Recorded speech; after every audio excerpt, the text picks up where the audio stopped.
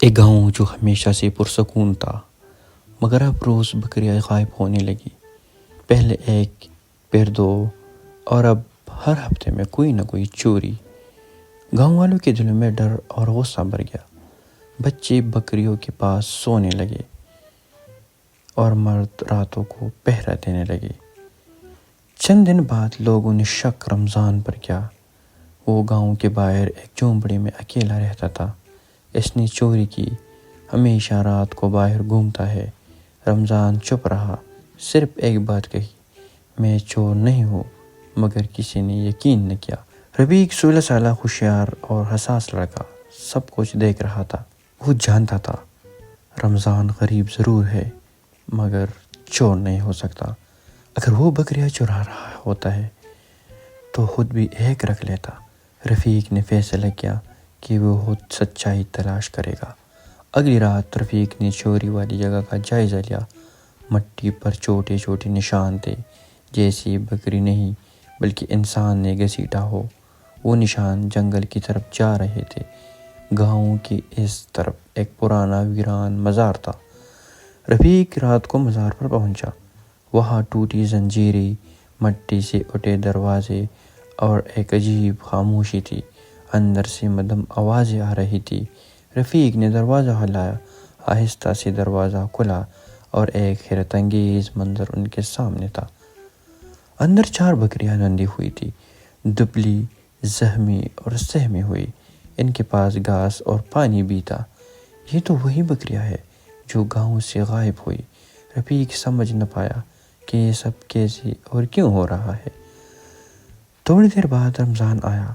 اس کے ہاتھ میں سبز گھاس اور ایک چھوٹا پانی کا گھڑا تھا۔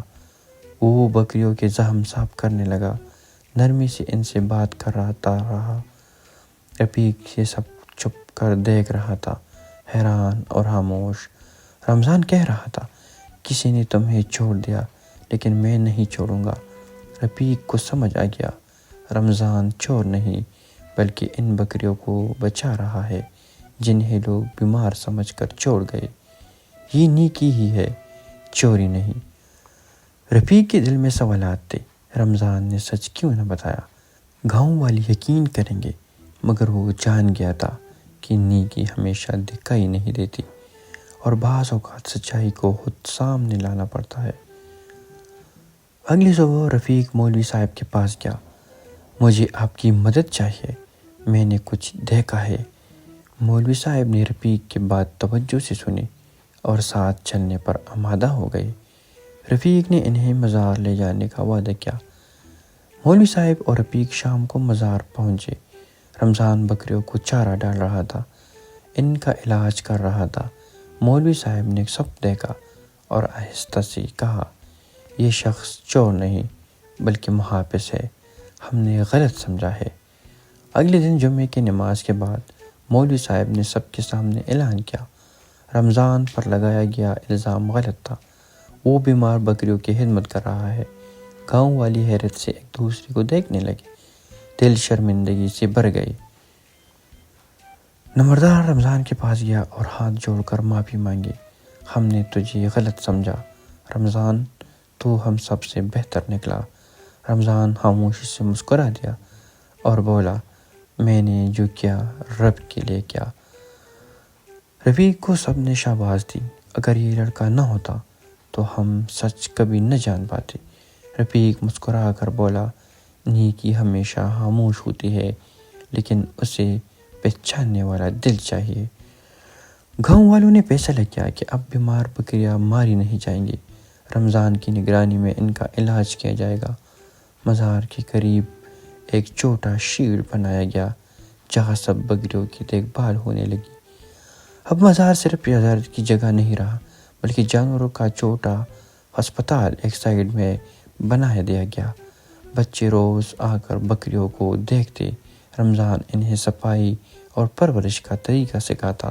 رفیق اس سب کا خاموش نگران تھا۔ گاؤں میں ہر سال بکری فلاح دن منایا جانے لگا۔ بچے بکریاں سجاتے، بزرگ دعائیں دیتے اور رمضان دعاؤں میں رفیق کو یاد کرتا۔ یہ سب اس کی یقین کا نتیجہ ہے۔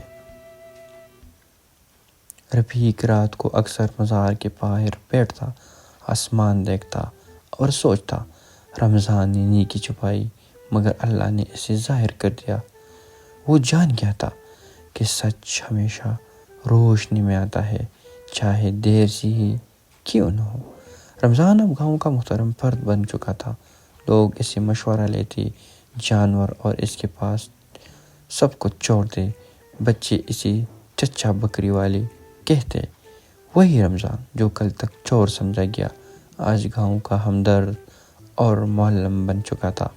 رفیق نے ایک کتاب لکھی، نیکی کا راز، جس میں رمضان کی کہانی، گاؤں کی غلط فہمیاں اور سچ کی تلاش کا احوال تھا۔